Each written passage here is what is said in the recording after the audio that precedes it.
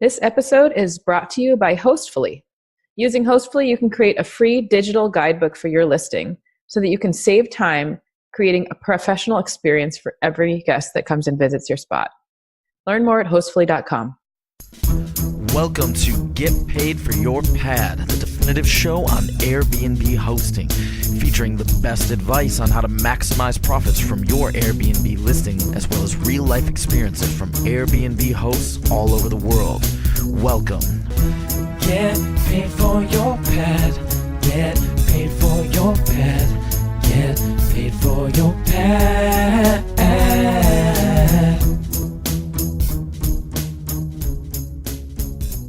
What's up, everybody? Get Paid for Your Pet, episode 273. And today I'm very excited to welcome to the show my good friend Jesse Krieger. Jesse, what's up, Jasper? Hey, how you doing? I'm good, man. I'm good. So for those who don't know who Jesse Krieger is, he's actually the publisher of Get Paid for Your Pad. So we've known each other a long time, and that's almost 5 years ago that we published the book. And even before that, I featured you in Lifestyle Entrepreneur. So that's right. It's close to 10 years of adventures. Awesome. And Jesse, you've recently been renting out your primary residence in Las Vegas.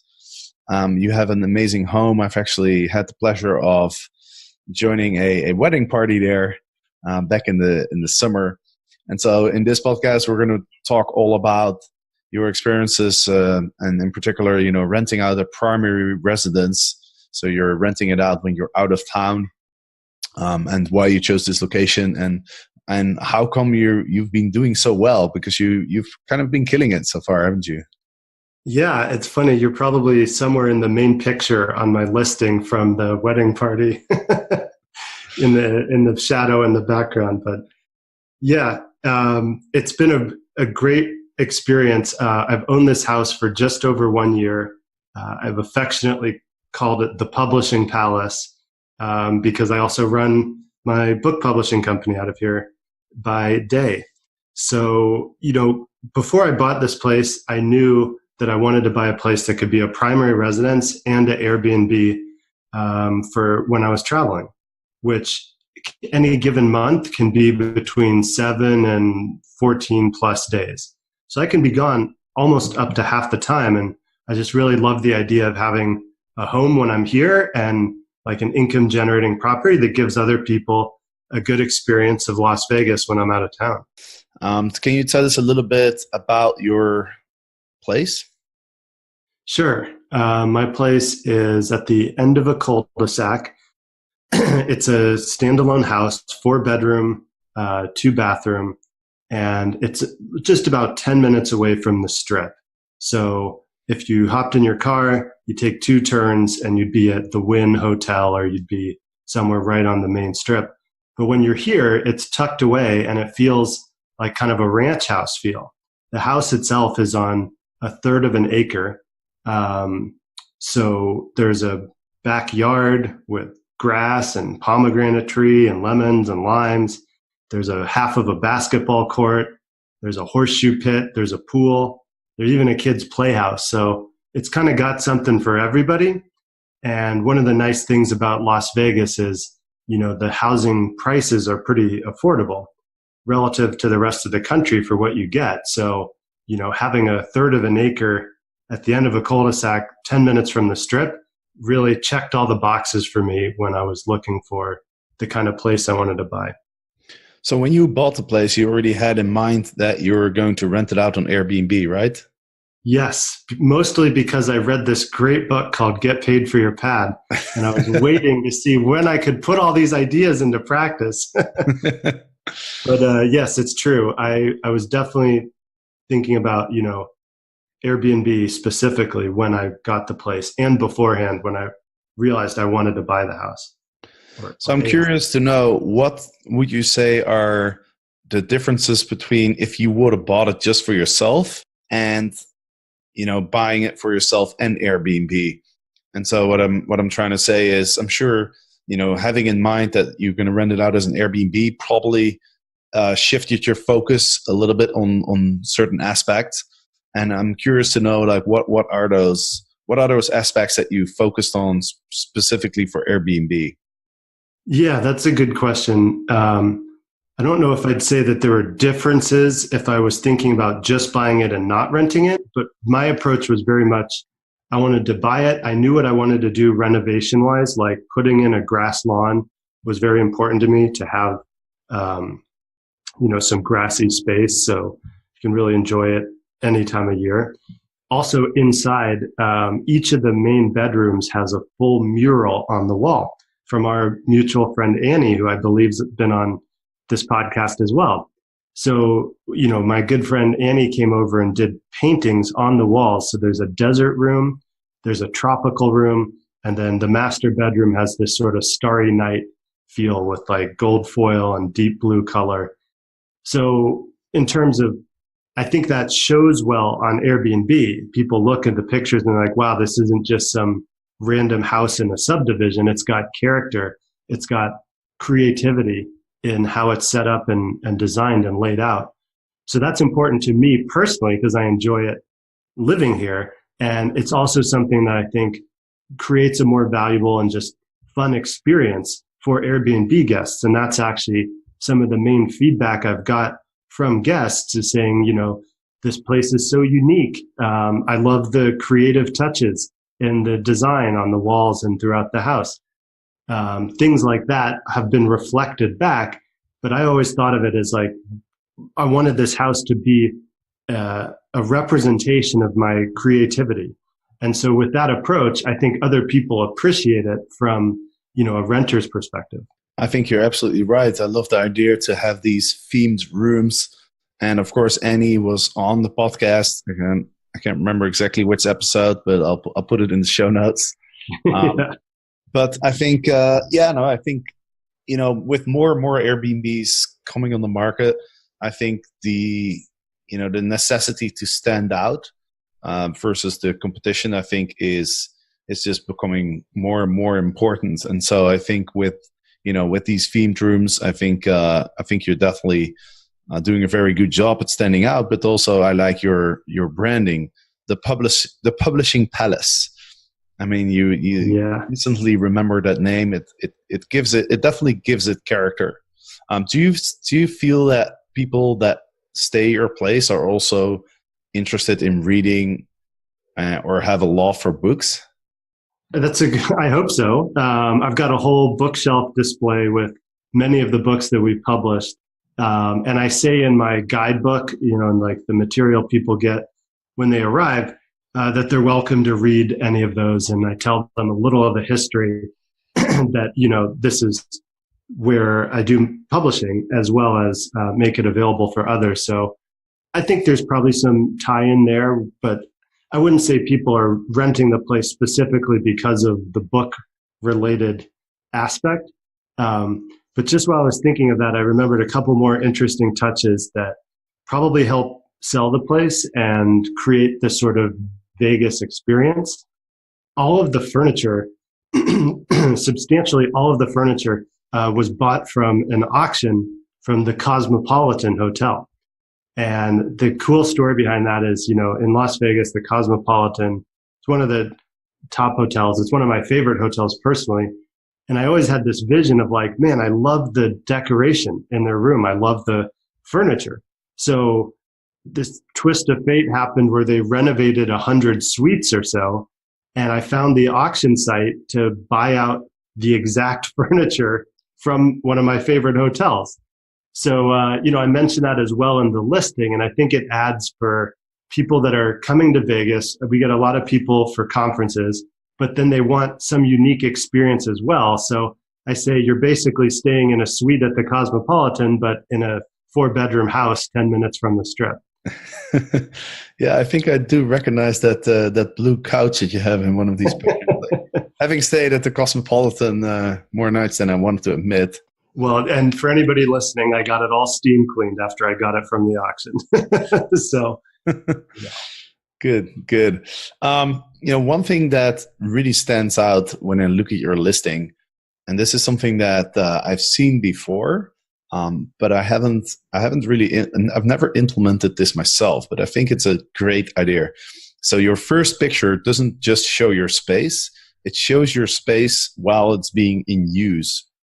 And you mentioned earlier that I might be in the picture because in the summer of 2018, one of our friends got married and we had a party. And so Jesse took a picture with, how many people were there? Probably like 50, 60 people, all enjoying themselves around the swimming pool. There's nice lights and the trees, the palm trees just really stand out. It's just a brilliant picture. And there's so many people in there that, when you look at it, the first feeling that I get when I look at that picture is I want to be there.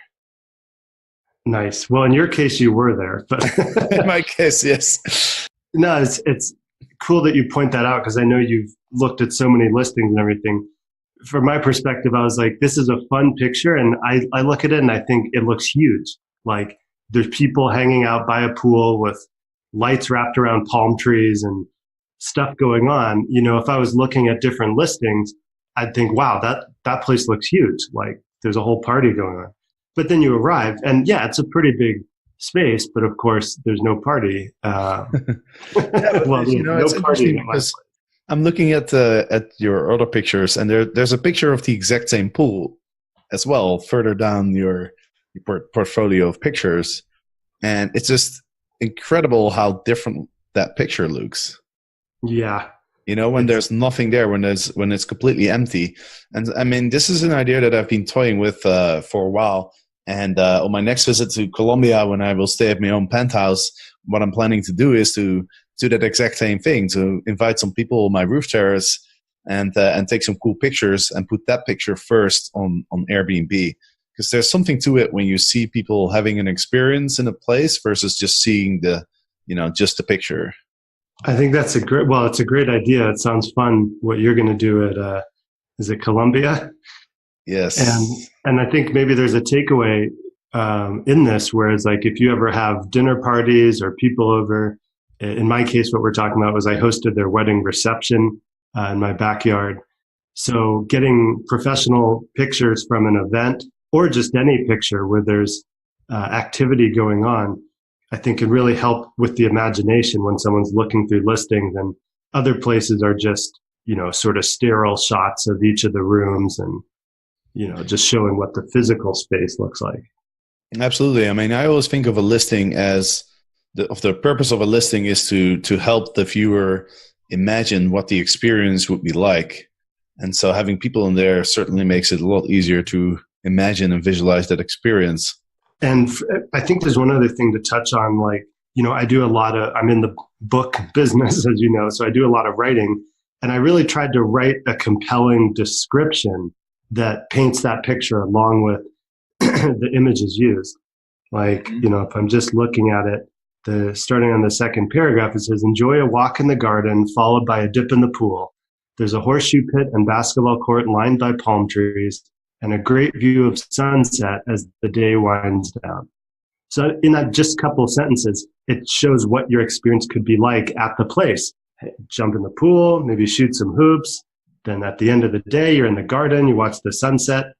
Those are some of the activities you can do. Sounds more interesting than just saying like you can hang out in the backyard. Absolutely. No, I 100% agree with you. And I'm very happy to hear that you're still one of the Airbnb hosts that believes that people actually read the description as well. Is that a trend you see, that people don't place as much emphasis on writing a good description for their space? No, I mean, I'm partly joking. Of course, it's important to have a good description, but the one thing that Airbnb hosts tend to complain about is that guests will ask questions and then they're like, "I wrote that in the description. Why are you asking me that? Read my description." There's an interesting point there. Is like I've got a hot tub in the backyard, but it doesn't work right now. So I didn't include any picture, and I didn't include it in the listing for obvious reasons. I don't want people to have that expectation. But one of the only like semi-negative reviews I got was that the hot tub didn't work. So I replied and I was like, look, man, like I didn't market it as having a hot tub. There's no pictures and it's not in the description. So I know that you saw it there, and I'm sorry that you're sad that it didn't work, but you're really going to leave me like 4 stars just because of that? I know I learned that the hard way as well. I used to have a washing machine in my apartment, and then it broke.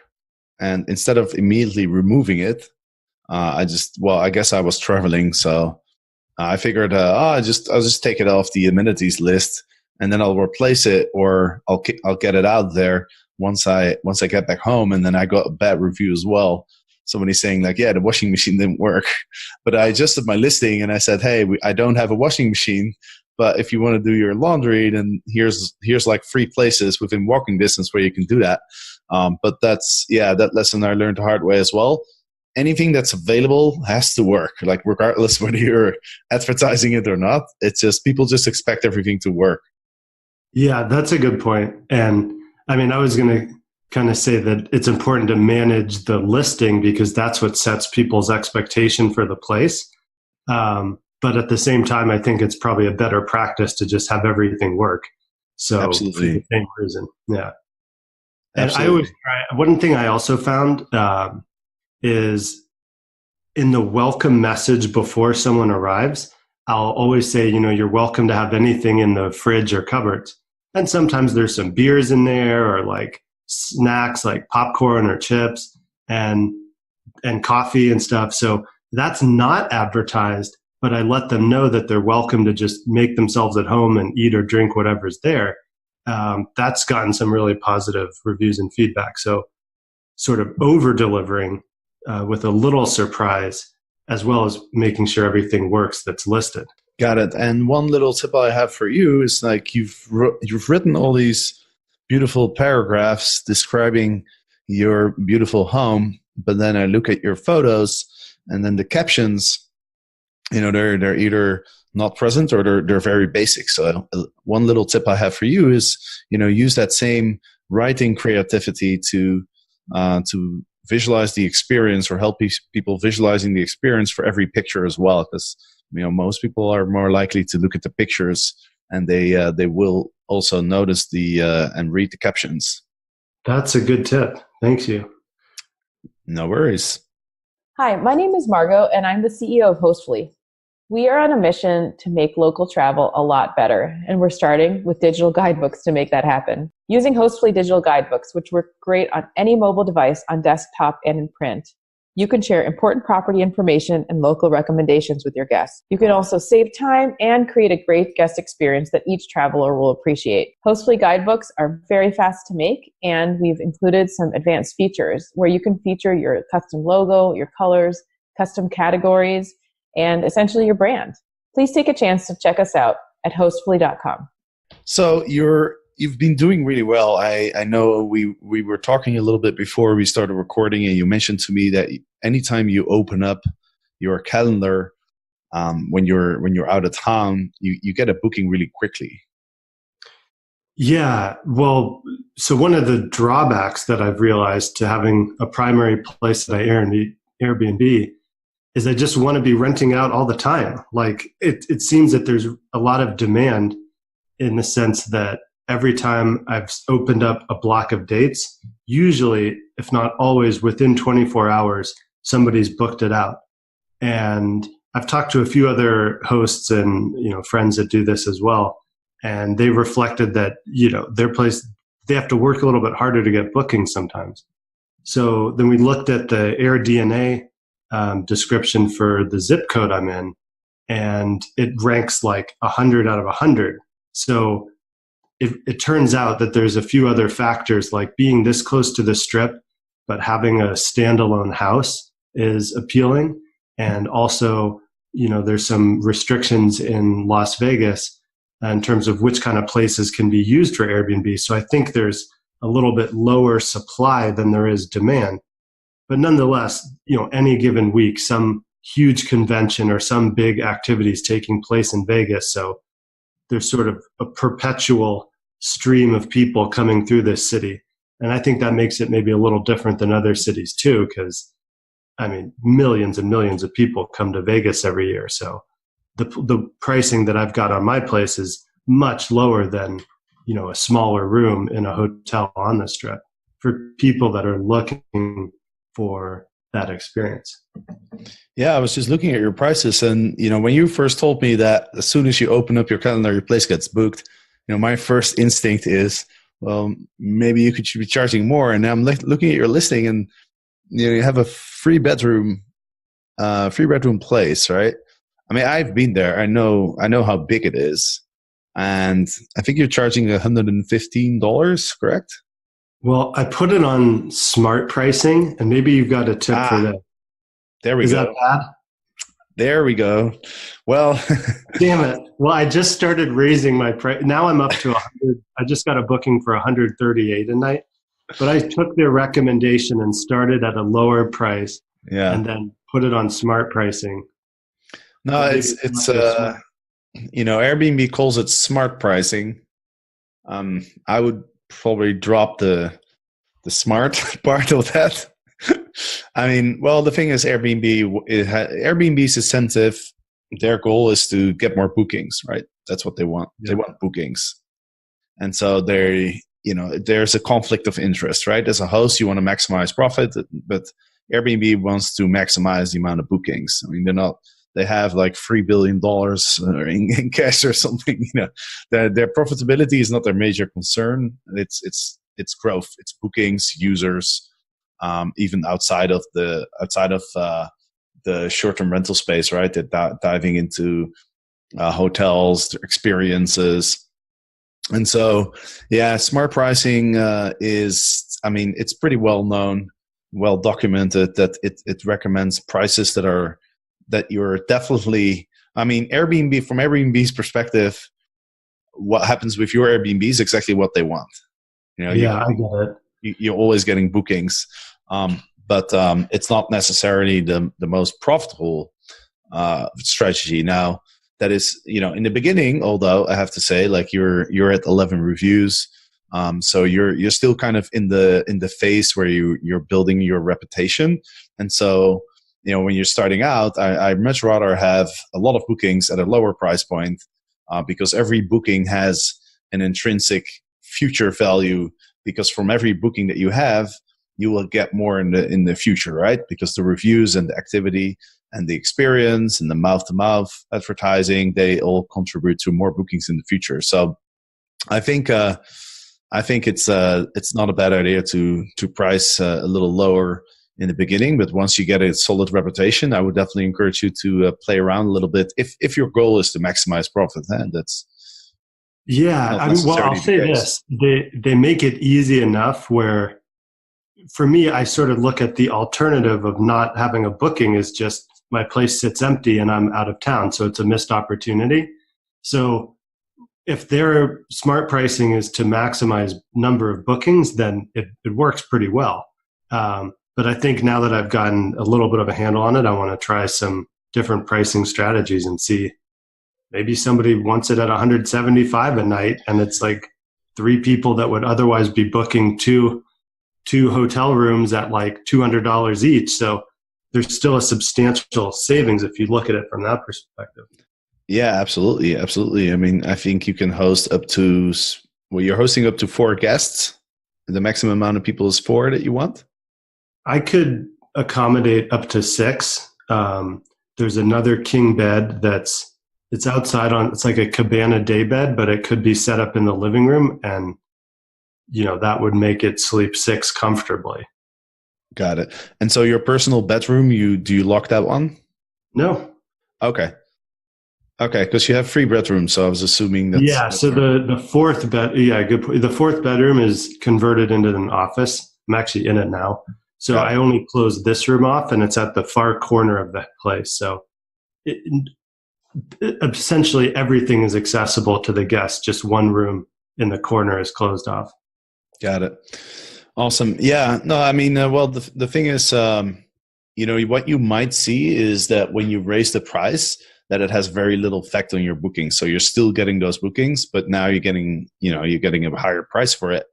And so you kind of have to experiment and keep raising the price until you see the bookings drop, and that's when you know that you've kind of hit that point where you're at a price point where it actually affects your bookings negatively. I mean, I was pretty shocked when I first started renting out in Amsterdam. I remember I started with a price of between 100 and 150 euros. And so 150, that was my top rate, that was for weekend dates. It was for there's events.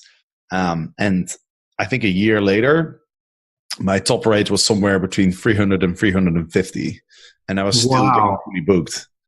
And it's a bit shocking when when I was setting those prices, I was a bit shocked because I'd never expect to be able to make that much money. But if you do compare it to hotels and you break it down, I mean, if you're hosting 6 people and you're setting the price at $300, that's only $50 a person, which doesn't really give you much in a hotel. I mean, especially if you include all the taxes and the resort fees and the fact that, like, when you're in a hotel, like, you're going to spend a lot of money on food and drinks, especially in Vegas, I mean, a drink is like, what is it, like $10, $15? Yeah, that's a great point. That gives me an idea. I think for like summer bookings, I should change it and just have in the description be like, here's the math. Like, you could pay this much plus resort fees plus $20 a drink, or be 10 minutes away, have a whole house, make one trip right down the street to the grocery store, and have a luxury experience on a budget. Yeah, absolutely. No, I mean, one thing that I've noticed every time I'm in Vegas is that everything is so expensive on the Strip, but then everything is so cheap off the Strip. It really is. It's a huge difference in just a couple blocks away. It completely blew my mind when I stayed off the Strip for the first time. And I went to some little Vietnamese place, and I think I paid less than $10 for like an amazing meal. And I was thinking, wow, this doesn't even buy me like a small sandwich in the Cosmopolitan. I might get like a coffee and it's like and a $6 for mini an donut in the Cosmopolitan. Exactly. I mean, it's like I would definitely emphasize that. People are going to save a lot of money by being able to go into the supermarket, by going to and even the massage. Like, I put it in the guidebook. Right around the corner, there's $20 an hour massage, and it's great. So I could put like massage at the Wynn, like $175 an hour. Massage at the Publishing Palace, $20. Yeah, exactly. I mean, $20. That's a fucking Rappel at Access. Yeah. Awesome, man. Is there anything else that you think is interesting to share when it comes to your experience? Do you have any crazy stories? Yeah, I do have a crazy story. Actually, a really good one. This would be a good one for everybody.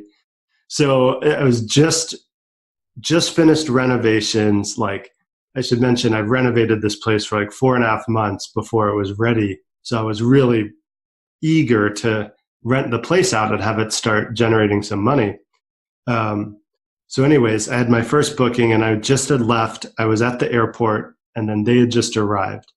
And I get to the airport, I check in, and I get a text from my neighbor saying, "What's with all these people at your house? Why are they having a party?" Like, exclamation, question mark. And I was like, oh my God, what? So before I even texted back my neighbors, I wrote to the guest and said, I was just informed by my neighbor that there's a lot of people and this and that. Like, there are no parties allowed. Like, confirm that you understand this. And then 10, 15 minutes later, the Airbnb person writes back and says, it's just me and my 2 kids, and one of them's playing basketball. So I texted my neighbors and they were just messing with me. And I was so nervous. I was like, yeah. Then the Airbnb guest was like, do I need to worry about your neighbor spying on me? Anyways, it ended well. My neighbor was so embarrassed that I wrote to the guest right away and didn't know that they were kidding, that he walked over and brought them a bottle of champagne and they had a good laugh. But I was like, at the moment, thinking, is my first guest going to leave early and give me a 1-star review? I'll be doomed, right? How do you come back from that? Wow. Did your neighbor buy you a bottle of champagne as well for this Yeah, good cost? question. You're like, I've lost 5 days of my life, probably at least. Yeah, it all ended well, but I think he did something nice for me. Wow. But I was like about to leave the airport and go back and miss my flight just to make it okay. Well, your neighbor has a sense of humor. Yeah, that's for sure. Nice thing is, after that first time, there's been no negative incident, which just makes me happy that like generally it seems like people respect the places that they rent on Airbnb. And I'm not marketing it towards a bachelor party crowd. Like it's for families and people here for a conference that are basically going to be on the strip all day doing stuff. So yeah, no other incidents, which has been nice. Awesome. Well, let's talk quickly about the upcoming launch of Get Paid for Your Pet version 2.0. Yeah. I know I've been talking about this for a while, and it's well, you know better than me, Jesse, that when you start writing a book and you think about how much time you need to get it done, it typically takes a little bit longer, doesn't it? Yeah, and by a little bit, like 2 to 3 times as long. How many books have you published now under the Lifestyle Entrepreneurs Press? We've got 52 books published and another 17 coming out this year. Wow. And then, yeah, a total of 90 books that we are the publisher and or distributor for. So things have grown since Get Paid for Your Pad version 1.0 was the very first book. Yeah. So, no, that's amazing that, and really awesome that the launch of Get Paid for Your Pad kind of launched you into this whole book publishing business, which is obviously going really well. No, it's for sure the case. And, Get Paid for Your Pad, the book has done really well. It makes me happy that like if the first couple books we published didn't do so well, I don't know if I would have really committed to building a publishing company. So it's been a wild ride on that front. Awesome. Yeah. Which takes place at the Publishing Palace, which you can rent on Airbnb. Yeah, no, it's great. And we're expecting a lot from the launch of Get Paid for Your Pet 2.0. It's going to have all the content of the first book, but it will all be updated and amended with all the extra insights that I've gained over the last 72 podcast episodes. Yeah. All the stuff that I've learned from other people, essentially, other hosts that I've interviewed. But it's going to have a completely new part as well that talks about investing. So it talks about how do you find a profitable place to invest for your new Airbnb. It has lots of case studies. It has obviously the case studies of my own investments, but I also have like up to 6, maybe even more case studies of other people. So it's going to be a pretty sizable book. And when we launched the first book in 2014, we launched it from scratch pretty much, right? Nobody knew me. Some people knew you, but not for Airbnb. No. So we really started from scratch, and we were able to launch a book that actually did pretty well. I mean, I looked at the sales record, and it's in the top 5% of best-selling books on Amazon. So that's not bad for launching a book from scratch. But now it's going to be, we're expecting a little bit more. Of course, we have all the people that have already read Get Paid for Your Pet, the first one. I tried to calculate how many people have bought our book since we launched it. It's in the thousands and thousands. My guesstimate, and because I can't tell exactly, because Amazon has a pretty complicated system where people can borrow the book, people can resell, people can do all sorts of stuff. But my estimate was that somewhere between 30 and 40,000 people have now either read the book or listened to the audio book or borrowed it. Yeah, definitely, which is amazing, when you think about it. And in that time, Airbnb has grown. So there's been a great synergy from my view that, you got in sort of early, one of the very first books for Airbnb hosts. And there was even, remember, somebody copied the cover and we had to tell them to change it and all this other stuff. So as Airbnb grown, as more people are interested in it, there's just continual interest in the book. And I'm super excited for the next edition, because what you know now and all the experiences you've had, 270 plus episodes, plus your own investments and working with so many people, it's going to be the best book out there for Airbnb hosts and people interested in getting into Airbnb investing too, I'd say. Absolutely. Well, that's what we're aiming for. And we're aiming also for a launch in October. And so far, we're well on track. So I see no reason why that wouldn't be the case. Jesse, well, thanks so much for joining today. And for all those people out there who are thinking about maybe they want to publish a book in the future, why don't you let them know how to get in touch with you? Sure. This has been fun. I've sort of been looking forward to this interview for a while, since even when we published your book, I wasn't even close to having an Airbnb property of myself. So now it's kind of come full circle to have an Airbnb and to have learned and everything from your experience, and actually have a good thing going now with Airbnb is really cool on so many levels. So thanks for having me.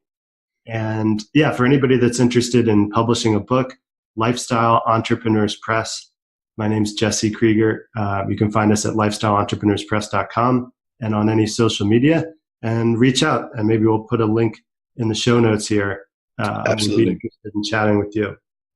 Absolutely. I'll put all the links. I'll put the link to your listing as well, because I want to encourage people to take a look at that first picture, because I really think that's a great picture. It must stand out so much in the search results as well, because most people will put a picture of the entire house or the bedroom or the living room, and so having this picture of this big party at your swimming pool, I think just really stands out and probably gets you a lot of views and a lot of bookings.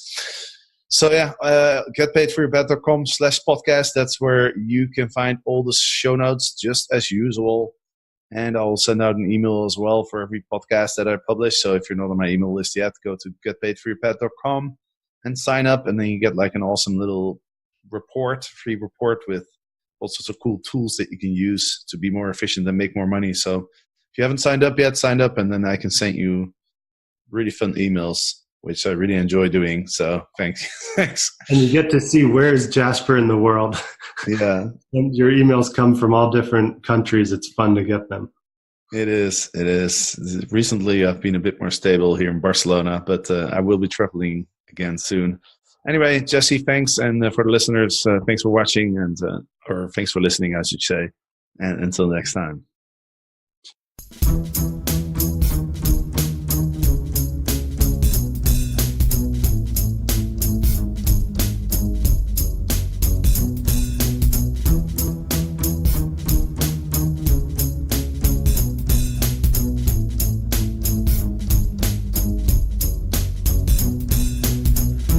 Get paid for your pet. Get paid for your pet. Get paid for your pet. Get paid for your pet. Get